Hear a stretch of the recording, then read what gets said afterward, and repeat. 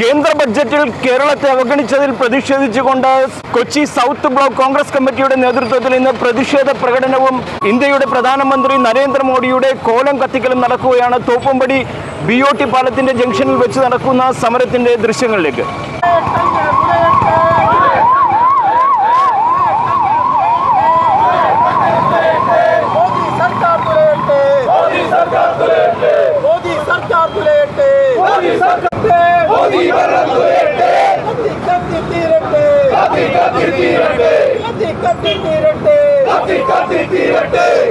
കേരളം എന്നൊരു പ്രയോഗം, കേരളം രാജ്യത്തിൻ്റെ ഒരു മുഖ്യ സംസ്ഥാനമാണ്.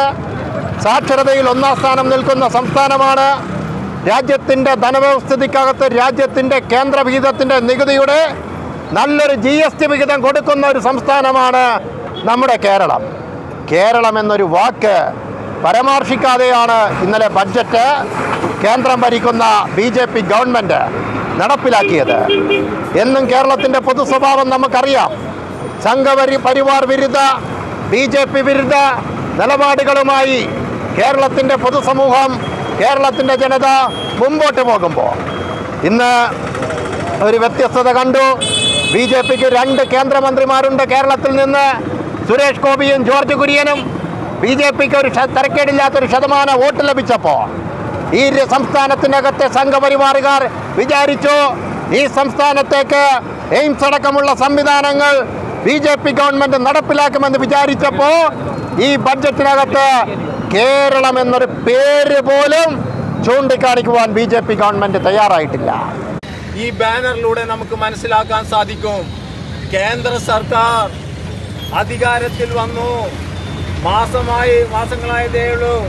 പുതിയ ബഡ്ജറ്റ് വന്നു കഴിഞ്ഞപ്പോൾ കേന്ദ്ര ഗവൺമെന്റ് കേരളത്തിനൊന്നും ചെയ്യാതെ കേരളത്തിനെ അവഗണിക്കുന്നതിൽ പ്രതിഷേധിച്ചുകൊണ്ടാണ് ഞങ്ങൾ ഇവിടെ പ്രതിഷേധ സൂചകമായി പ്രധാനമന്ത്രിയുടെ കോലം കത്തിക്കുന്നത്. ഈ കോലം കത്തിക്കുന്നത് ഞങ്ങളുടെ ആരുടെയും സ്വന്തം ആവശ്യത്തിനു വേണ്ടിയല്ല, കേരള ജനതയ്ക്ക് വേണ്ടിയാണ്. എന്നെ കേൾക്കുന്ന ഉദ്യോഗസ്ഥന്മാരായാലും അവരൊന്ന് മനസ്സിലാക്കേണ്ടത് ഇത് കേരളത്തിലെ ജനതയ്ക്ക് വേണ്ടിയാണ്. കേരളത്തിൽ വേണ്ട രീതിയിലുള്ള ബഡ്ജറ്റ്, വേണ്ട രീതിയിലുള്ള ആനുകൂല്യങ്ങൾ കേന്ദ്ര ഗവൺമെന്റ് തന്നില്ല എങ്കിൽ ശക്തമായി പ്രതികരിച്ചുകൊണ്ട് നമ്മളെ പ്രതിഷേധം രേഖപ്പെടുത്തേണ്ടത് ഇത്. കേരളം ഭരിക്കുന്നത് LDF മുന്നണിയാണെങ്കിലും ഇന്ന് ശക്തമായ സമരവുമായിട്ട്, പ്രതിഷേധ സമരവുമായിട്ട് തെരുവിലിറങ്ങിയിരിക്കുന്നത് കൊച്ചിയിലെ കോൺഗ്രസ് ആണ്. കോൺഗ്രസ് കമ്മിറ്റിയുടെ നേതൃത്വത്തിലാണ് ഇത്തരത്തിലൊരു പ്രതിഷേധ സമരവും പ്രധാനമന്ത്രിയുടെ കോലം കത്തിക്കലും നടന്നത്. കൊച്ചിയിൽ നിന്നും ന്യൂസ് ടുഡേക്ക് വേണ്ടി റിഡ്ജൻ റബല്ലോ.